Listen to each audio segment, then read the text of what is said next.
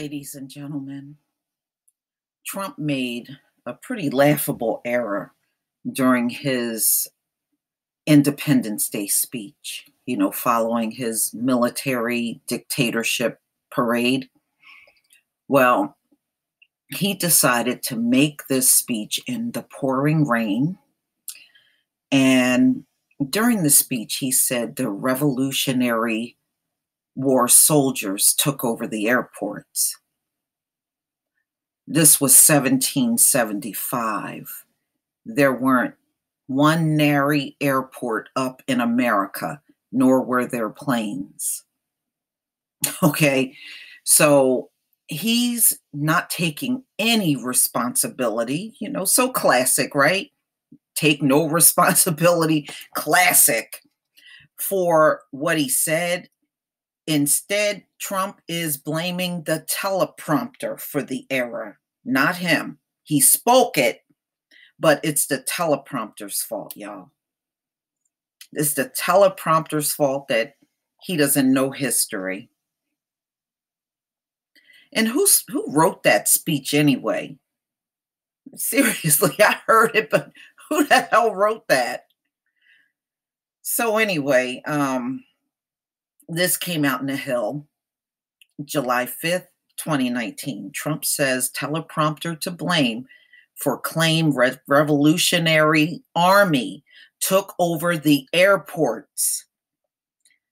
Trump said Friday that a teleprompter malfunction was to blame for remarks he made during his 4th of July address Thursday, in which he mistakenly claimed he unknowingly, without knowledge, claim that the Revolutionary War soldiers took over the airports in 1775. Trump told reporters on Friday that the teleprompter malfunctioned after coming in contact with rain during his Independence Day speech in Washington, prompting him to stumble over his words. But I thought those teleprompters could be out in the rain and they would be fine out there. Why would you have them out there if they can't withstand all kinds of weather? I'm just saying, look, they always have those TV cameras and everything out there, and they can withstand the rain. And so can those teleprompters. Actually, right in the middle of that sentence, it went out, Trump told reporters Friday, according to the Boston Globe. And that's not a good feeling when you're standing in front of millions and millions of people on television.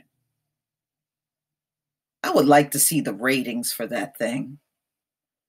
I'm serious. I would like to see what kind of ratings it got, because it really wasn't that many people in Washington, D.C. At least that's what I noticed. I didn't see like these huge crowds out there. Reading from his teleprompter during a rainstorm on Thursday, Trump said the Continental Army suffered a bitter winter at Fort Valley Forge. And do you know, because I come from Pennsylvania, they had all of these pictures of Washington crossing the Delaware. Now, they had 2 pictures in the museum. They had one painting of Washington and everybody in the boat was white. And then there's a second painting of Washington in the boat, and there were black men also in the boat. The reason why there's a second picture without the black men in the boat when he crossed the Delaware, ladies and gentlemen, is because the painter was a racist. And he refused to put those black men in the painting. So then a second painting was done, and the black men were included. But he did not cross the Delaware with a bunch of white men in that boat.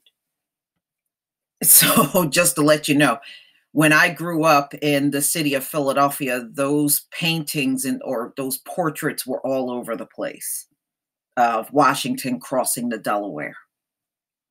In fact, we went on a field trip over in that same area when I was in grade school, and one of the trees was a few hundred years old, and the tree had a marker on there because it was there during the time Washington crossed the Delaware, and it had a marker on the tree. This tree was huge. I mean, it had a big, huge trunk on it and everything. And we went right around that area where the water is. And they take you through a tour back there. It's actually a trail you can walk on, and they took you back then. I'm not even sure if they do it now, but you took a whole tour in that area where George Washington was.